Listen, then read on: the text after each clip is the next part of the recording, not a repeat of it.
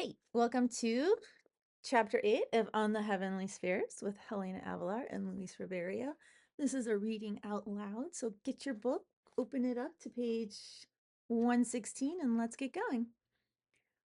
For this one, I had to figure out how to write backwards because if you see my hello, this is normal. I had to write everything backwards, and we'll get to this later.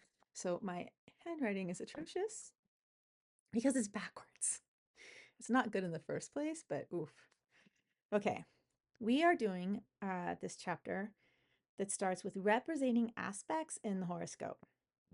And we're going to get into aspect notation.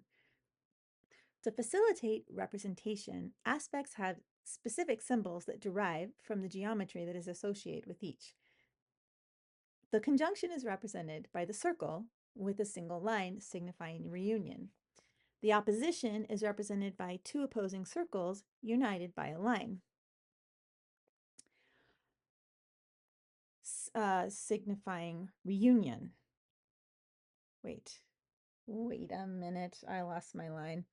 All right, the conjunction is represented by a circle with a single line, signifying reunion. The opposition is represented by two opposing circles united by a line. The trine and the square are depicted by their geometrical correlates, a triangle and a square, respectively. A sextile is represented by a six-pointed star, a variation on the hexagon. It is essential to a practical working knowledge of astrology to be able to read and notate the aspects. Many students place too much trust in the astrological software applications, thinking that these will relieve them from the tedious calculations. One should note, however, that to function properly, any program must be configured properly. In order to do this, technical knowledge of the calculation of aspects is a prerequisite. Besides, even if the application traces them correctly, the student must still know how to identify them and interpret them correctly. An aspect must always be noted, beginning with the fastest planet. This one is responsible for the formation and separation of the aspect, so it should be notated first. The notation is made by using symbols of the planets and aspects as shown below. And I did I? Well,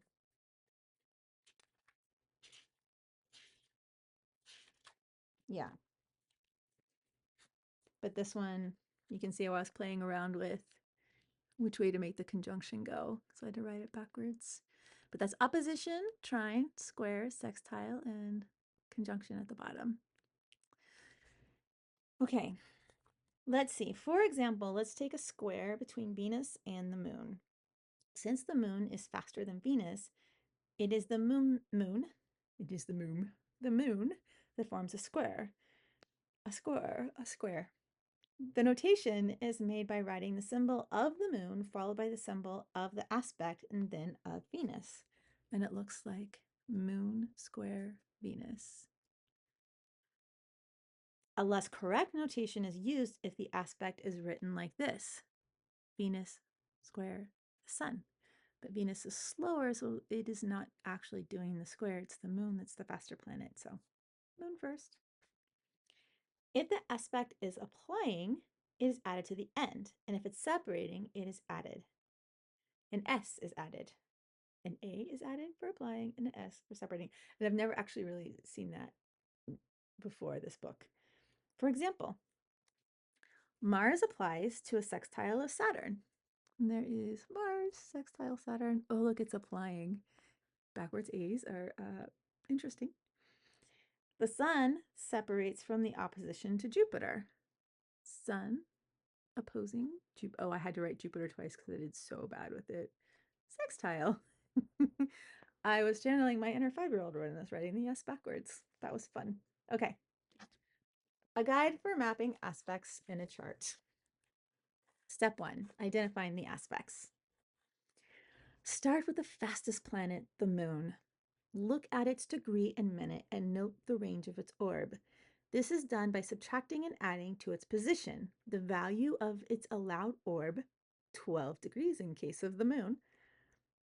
Done by next, look for the planets close to the moon to see if there are any conjunctions. Those are easy to see. Then look for the same degrees of the opposite sign for oppositions, and then search the chart from the opposition point to the conjunction for any possible aspects. Trine, two signs from the opposition, square, the sign after the trine, and sextile, the signs after the square. After this, do the same on either side of the chart, on the other side of the chart. In this process, you must always consider the orb of the planet and select other bodies situated within that range. Whenever an aspect is located, note whether it is applying or separating, and also if it's dexter or sinister. When all aspects of the moon are noted, do the same with the next fastest planets, Mercury, Venus, the Sun, etc., following the Chaldean order. Note that once an aspect from example Venus to Jupiter is identified, it is unnecessary to record this same aspect when the aspects of Jupiter are identified.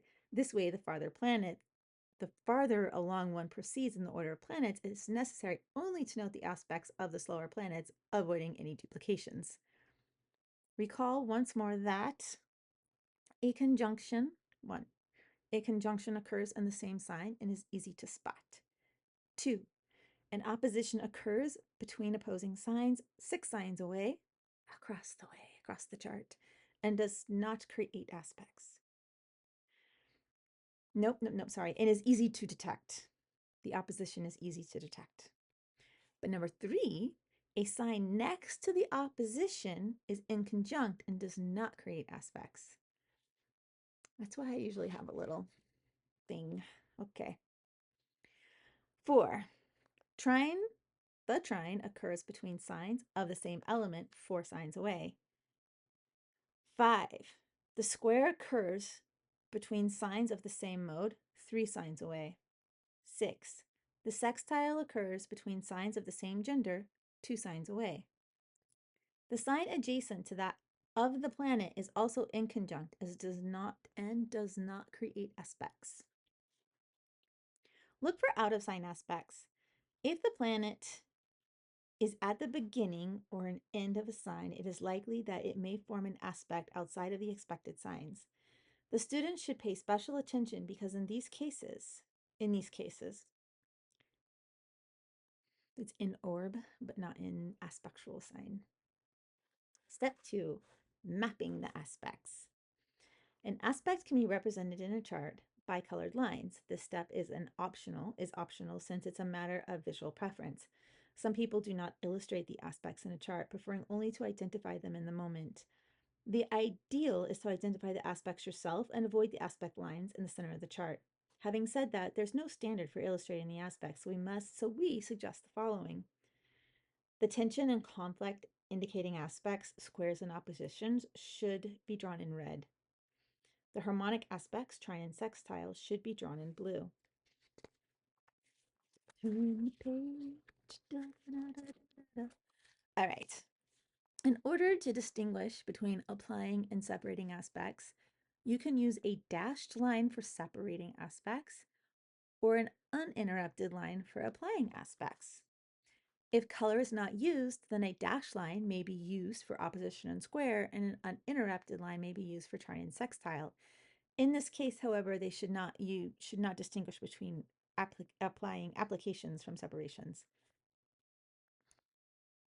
Only aspects between planets should be drawn. Aspects to the ascendant, midheaven, and part of fortune should be listed separately. Oh, that's interesting. This prevents the chart from becoming overly cluttered with lines, which makes reading difficult. As an example, King Sebastian's chart is used to calculate the planetary ranges in Chaldean order. Start with the moon at 26 degrees of Leo.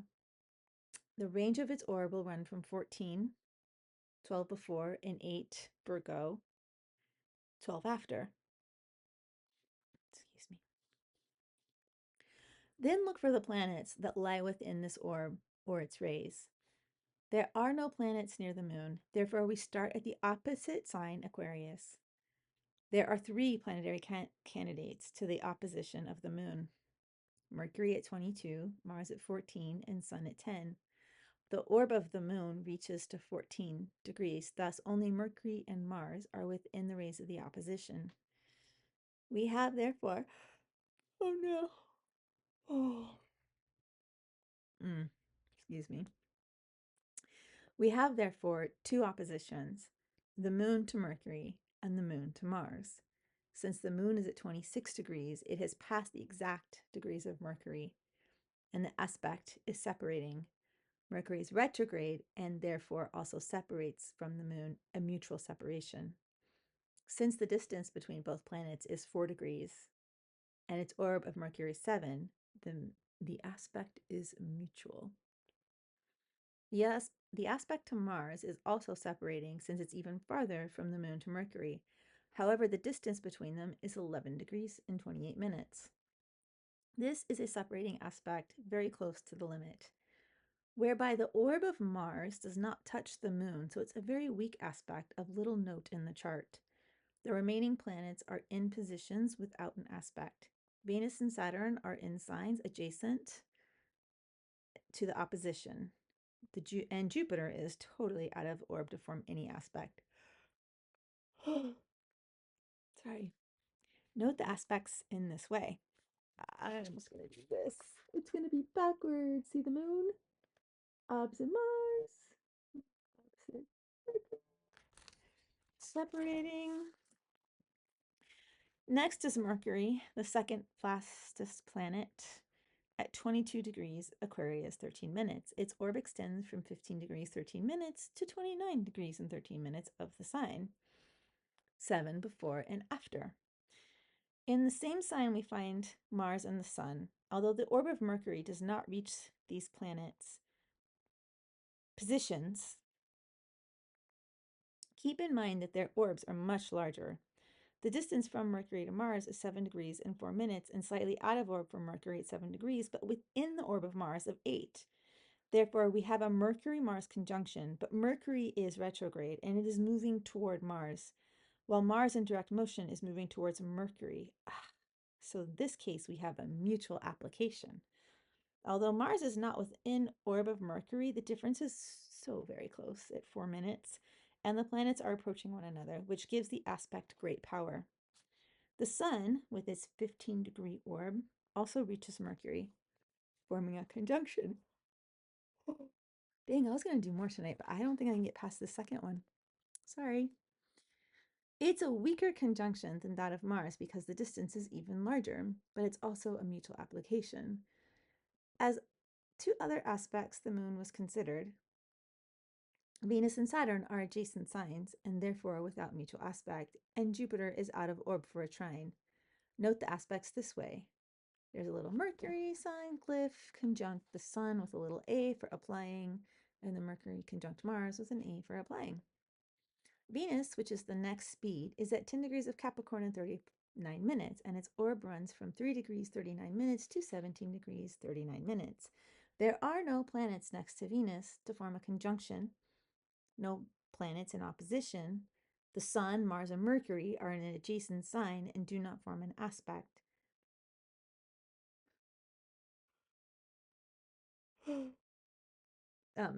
The moon is in the sign next to the opposition, therefore it does not form an aspect. If we follow in the direction of the signs, we find Saturn in Pisces, to where Venus projects a sextile.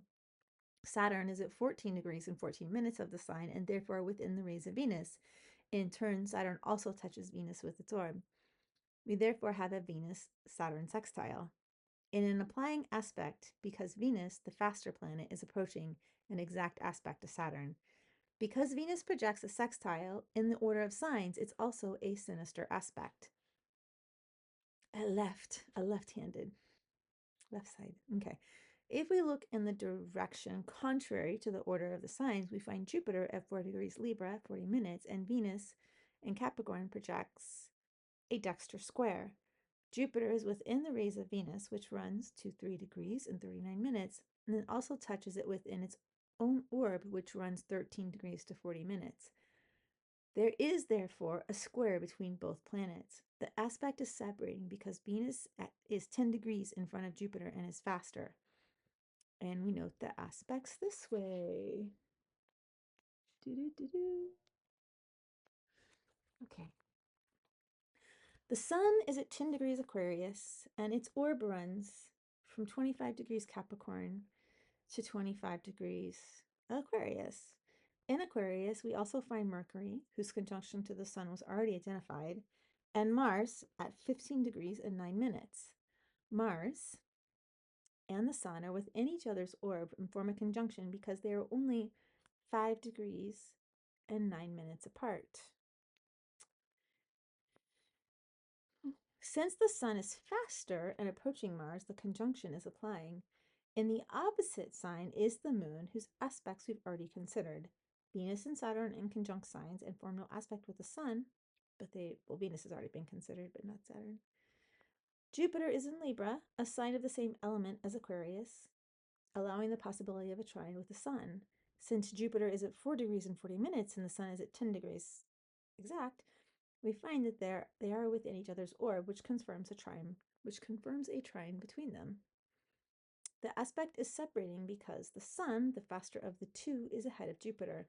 It is a dexter because it's projected in one direction contrary to the order of the signs.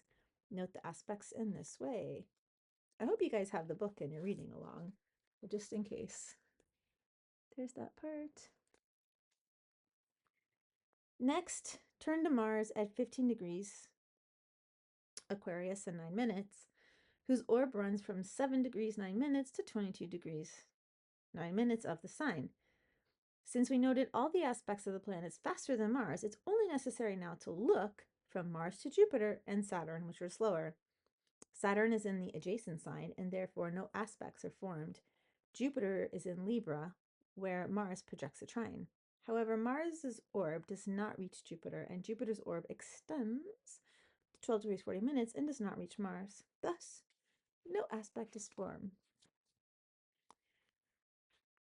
As to Jupiter, all that's left now to see if it forms an aspect with Saturn.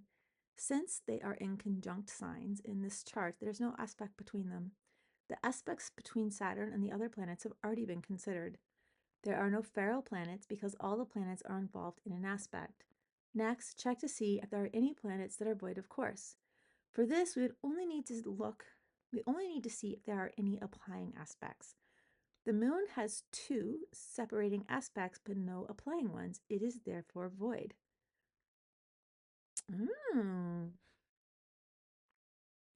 Mercury applies to Mars and the Sun. Venus applies to Saturn. The Sun forms a mutual application with Mercury. Mars also forms a mutual application with Mercury. Jupiter does not apply to any planet, and it is therefore void. Saturn also has no application and is void. We can make a list of all these aspects in King Sebastian's chart, and then I'll show you that in a minute. We can then separately note the aspects formed to the ascendant, the midheaven, and the part of fortune, which are Sun conjunct the ascendant, Mercury conjunct the ascendant, Mars conjunct the ascendant. Ooh, that's a lot of action on that ascendant. Moon is opposing the ascendant, Moon in square to the midheaven, Sun sextile midheaven, Jupiter sextile midheaven, and Sun is a conjunction to the part of fortune. Sorry, Moon conjunct part of fortune. That's but here is what all of that looks like. Wait. Yeah. All right there. Okay. Now, exciting. We'll get into interpretations in the next video.